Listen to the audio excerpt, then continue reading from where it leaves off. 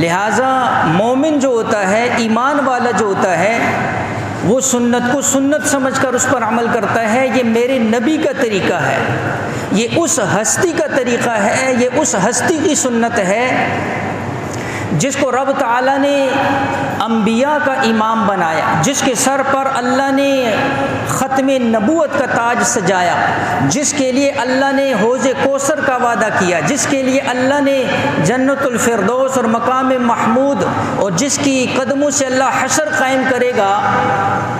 تو جب اس کا طریقہ ہے اور اس کا قول ہے اور اس کی سنت ہے، اس کے بعد پھر یہ کہنا کہ اس کے اندر حکمت کیا ہے، یا اس طریقے کے اندر سائنس کیا کہتی ہے، یا سائنسی تحقیق کیا ہے، یا اس سنت پر عمل کرنے سے مجھے دنیا میں کیا فائدہ ملے گا، تو یہ بیوقوف آدمی ہے۔ اس لیے کہ امام الانبیاء صلی اللہ علیہ وآلہ وسلم کا عمل ہوگا، اللہ رب العزت کی طرف سے منظوری ہوگی، اللہ رب العزت نے جو ہے اس عمل کروایا ہوگا۔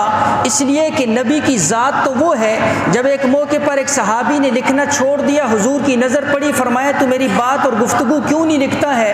کہا کسی نے منع کر دیا۔ حضور کی کیفیات مختلف ہوتی ہیں، کبھی غصے کے اندر ہے، کبھی کس حالت کے اندر ہے، اس لیے ہر بات نہ لکھا کر۔